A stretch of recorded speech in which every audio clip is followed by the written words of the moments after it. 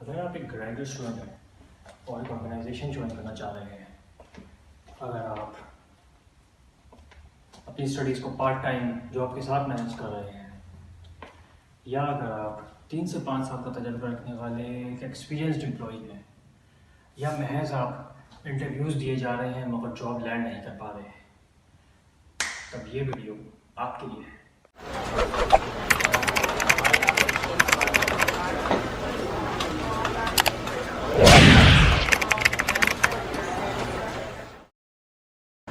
बिस्मिल्लाहिर्रहमानिर्रहीम। Employability video number 2 में हम बात करेंगे प्री कंडीशंस के बारे में मज़ीद। जिस तरह मैंने पिछले वीडियो में बताया था कि एक्सीलेंट कम्युनिकेशन स्किल्स और being culturally fit to work in an organisational work environment दो सबसे अहम प्री कंडीशंस हैं। आज हम थोड़ा उन पर और ज़्यादा बात करेंगे। प्लस हम बात करेंगे about the concept of degree in getting a job. तो पहली चीज़, पहले being excellent communication skills and being culturally fit होने का मतलब ये नहीं है कि आप अपनी कॉम्पिटेंस या टेक्निकलिटी को भूल जाएं। मिसाल के तौर पे अगर आप एक सॉफ्टवेयर इंजीनियर हैं तो आप सिर्फ एक इंटरव्यू में वॉक इन करके नहीं जा सकते और जाके सिर्फ फ्लाइंग कलर्स पास कर सकते अगर आप टेक्निकली कॉम्पिटेंट नहीं हैं। मगर एक सॉफ्टवेयर इंजीनियर जो बहुत टेक्निकली कॉम्पिटेंट है वो उससे कदर कम अहम होता है। जो software engineer average technically competent है और एक्सीलेंट कम्युनिकेशन स्किल्स या एक्सीलेंट कॉन्वर्जेशनल स्किल्स पोजेस करता है, the companies will always prefer that software engineer.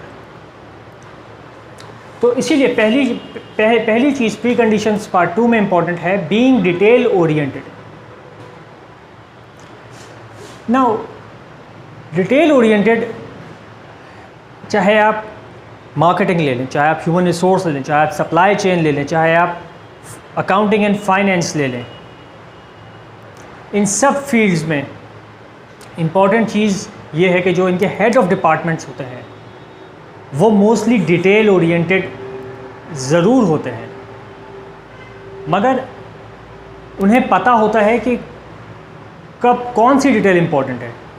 मिसाल के तौर पे एक डिटेल जो कि वेरी क्रिटिकल है, उनमें ये क्वालिटी होती है कि उसे कब नज़रअंदाज किया जाए, क्योंकि अक्सर ये होता है कि एक बहुत अहम इंफॉर्मेशन होती है मगर उसका वक्त नहीं आया होता, लिहाजा वो उसको उस वक्त इग्नोर करना पड़ता है। उसी तरह एक बहुत ही गैर अहम डिटेल होती है मगर उसका वक्त आ चुका होता है तो वो उतनी ज़्यादा अहम हो जाती है।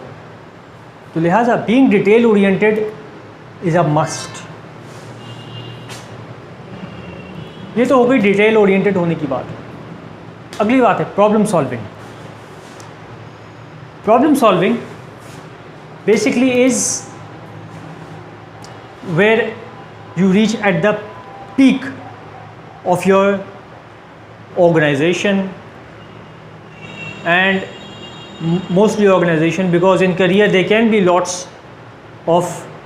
growth, but in an organization the highest point in any organization is the ability to problem solve. बहुत आसान सी मिसाल है, माइकल जॉर्डन पे बनने वाली डॉक्यूमेंट्री द लास्ट डांस अगर आपने देखी हो तो उसमें उन्होंने उसके बैक स्टेज पर्सनैलिटी को इन्हेंस किया है। वो सिर्फ एक टैलेंटेड बास्केटबॉल प्लेयर नहीं था, उसके बचपन में उसके कोच ने उसको जब रिजेक्ट किया तब उसने एक स्ट्रॉन्गर कमबैक किया और उसने अपना वर्क रूटीन डबल डाउन किया। एंड पूरी डॉक्यूमेंट्री में यही चीज़ बताई गई है। वो सिर्फ एक good on the court player नहीं था, he was on the court, he was of the court, he was with media, he was with team, he was with management, he was with family, he was on season, he was off season. So basically this mentality, this is what this problem solving is all about. किसी भी वक्त आपका मौजूद होना, किसी भी वक्त मसले का पैदा होना और आपका वहाँ मौजूद होना, एक तरीके से you are just waiting for the problem to arise. You just there to solve the problem. Like Michael Jordan, जब भी उसकी टीम मिस आउट कर रही होती थी, he was always there. जब भी उसकी टीम पीछे होती थी पॉइंट्स में, वो अपना गेम अप करता था। जब भी उसकी टीम किसी दूसरी राइवल टीम से गेम्स में हार रही होती थी, मिसाल के तौर पे वो 3-2 की डेफिसिट पे जा रहे थे, तब उसने अपना गेम इन्हेंस किया और उसने वहाँ पे आके अपनी टीम के लिए डिलीवर किया। यही मेंटालिटी हमारे कॉर्पोरेट में बहुत सारे माइकल जॉर्डन रखते हैं, जो कि हेड ऑफ डिपार्टमेंट के तौर पे आपको मिलेंगे। और ये बेसिकली ये पिरामिड बेसिकली ये स्टार्ट, इसकी रूट्स जो होती हैं वो एक एटीट्यूड में है और एक एफर्ट में है। क्योंकि जब आप अपने करियर के पीक में जाते हैं, तब आपके लिए यही दो चीज़ें ज़िंदगी का हिस्सा बन जाती हैं। आपकी रोज़ाना की बेसिस पे एफ़र्ट, आपकी रोज़ाना की बेसिस पे एटीट्यूड। आपके लिए ये सोने, खाने, ओढ़ने, बिछोने की तरह ये चीज़ आपकी इम्पॉर्टेंट हो जाती है और उसी से आपकी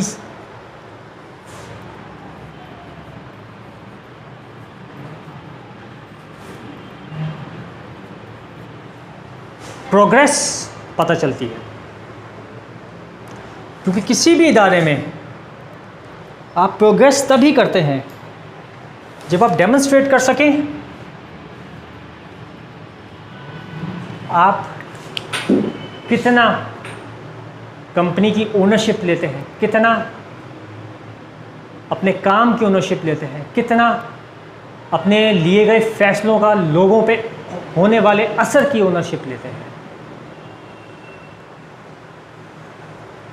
ये तो था मेरा message on pre conditions part 2। मगर उससे पहले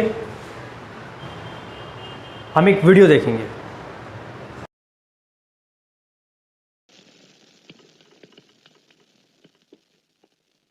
जी, मैं ऋषि वासवानी, यहाँ पर मैं इंटरव्यू के लिए आया हूँ। मिस्टर वासवानी, आप वहाँ बैठ जाइए। चलिए, थैंक यू। चलिए, मीटिंग का टाइम हो रहा है।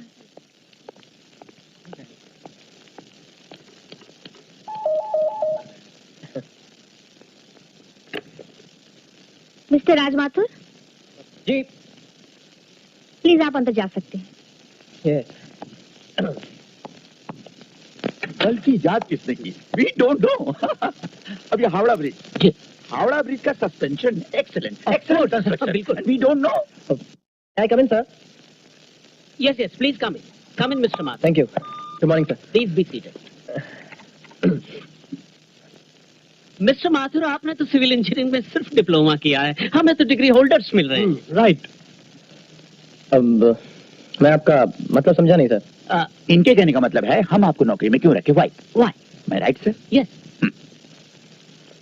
क्योंकि डिग्री से सिर्फ सर्टिफिकेट मिलता है सर, अकल नहीं। जो आप में है।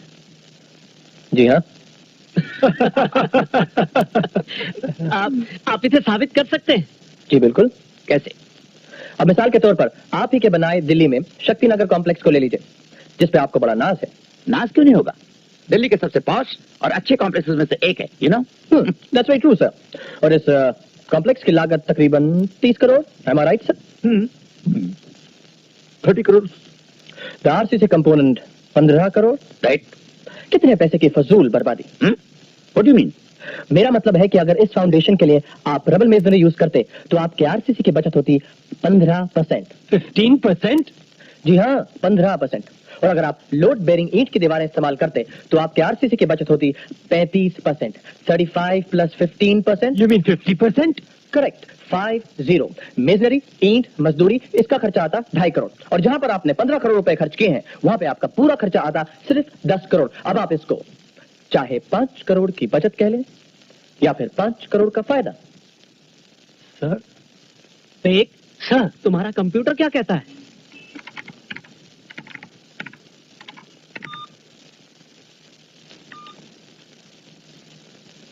He is absolutely right, sir.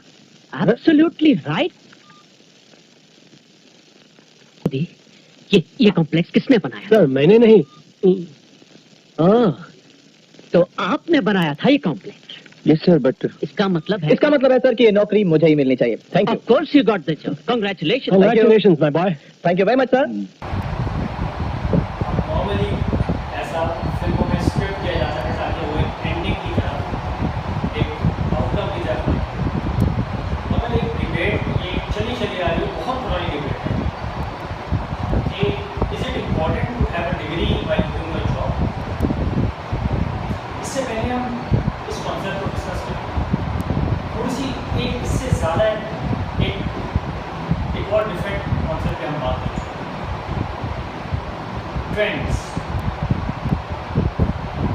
Trends normally आप एक फ्रेंचाइज कंपनी को की वर्किंग अगर जानते हैं तो बेसिकली अपनी बेस्ट प्रैक्टिसेस आउटसोर्स कर देती है और उसके बदले में वो रॉयल्टी कलेक्ट करती है। तो नॉर्मली स्पीकिंग एक trend is also a form of outsourcing of best practices. Normally एक कंपनी है जो किसी कंट्री के अंदर बहुत अच्छा परफॉर्म करती है तो उसको एक सक्सेस मिलती है। फिर वो अक्सर मज़ीद अच्छा परफॉर्म करती रहती है तो मज़ीद उसको जो है वो क्या कहते हैं, वो सिर्फ वहाँ की अपने इलाके में नहीं बल्कि पूरे कंट्री के अंदर एक हाउस होल्ड नेम बन जाती है। फिर अगर वो मज़ीद अच्छा परफॉर्म करती है तो फिर उसकी जान पहचान और दूसरे कंट्री में पहुँच जाती है और वो कंट्री वाले वो उसको रिकग्नाइज करने लगते हैं। सो बिल्कुल इसी तरह ट्रेंड्स भी बिल्कुल इसी तरीके से फॉलो होते हैं। नाउ दो तरीके होते हैं ट्रेंड्स फॉलो करने के।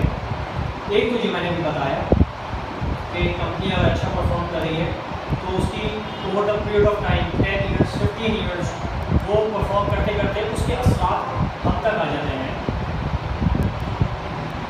और दूसरा तरीका ये होता है कि अगर किसी दूसरे कंट्री में कंपनी वो अपनी कुछ पॉलिसीज़ इशू करती है, रेगुलेट इट्स ग्रुप, यानी उसके अपने दूसरे कंट्रीज में उसके अपनी यूनिट्स मौजूद हैं, रीजनल ऑफिसेज, तो उन्हें रेगुलेट करने के लिए वो जो पॉलिसीज इशू करती है वो बेसिकली उनको फॉलो करने पड़ता है। वो उनके ट्रेंड्स हैं।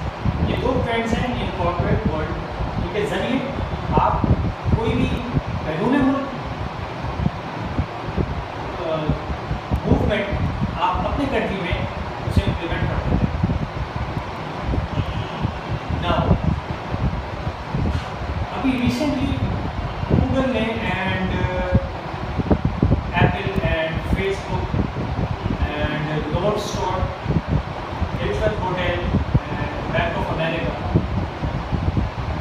इन सब कंपनीज ने अब एक रिक्वायरमेंट बना ली है कि they no longer have made it mandatory to have a degree to work at their workplace. तो होता ये है कि वहाँ पे सिर्फ डिग्री नहीं बल्कि एक इक्विवेलेंसी भी मांगी होती है। इसमें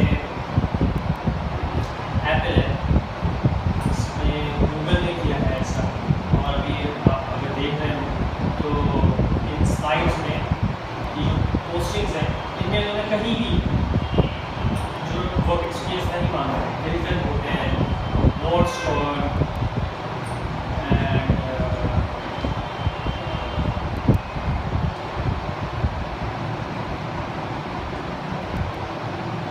सो ये तो एक इन्होंने ट्रेंड स्टार्ट किया है, बट क्या ये आपके लिए ज़रूरी है या नहीं? बेसिकली इम्पोर्टेंट पॉइंट ये है कि ये तो आपसे सिर्फ आपकी स्किल्स के बदले आपको एक लाइवलीहुड दे रहे हैं। उन्होंने एक ट्रांजैक्शन किया है, ये एक सौदेबाजी है। आपके लिए अहम चीज़ ये है कि जो आपकी एजुकेशन है वो क्या आपके लिए इनकम्प्लीट रह जाना आपकी फैमिली में, आपके सोशल सर्कल में, उसकी क्या अहमियत है? ऐसे बहुत सारे फैमिलीज हैं जिनमें जो बिजनेस बैकग्राउंड हैं and they don't prefer that उनकी जो जनरेशन है वो एजुकेशन अपनी कंप्लीट करें, एंड इट्स फाइन। मेरी फैमिली होगी, आपकी फैमिली होगी, क्या वो उनमें बेसिकली जो वर्किंग बैकग्राउंड वाली फैमिली है they actually follow the fact कि उन्हें वो चाहते हैं कि एजुकेशन कंप्लीट हो, क्योंकि एजुकेशन लोगों में आपके ज़र्फ में इजाफा है। एनीवे, ये आज की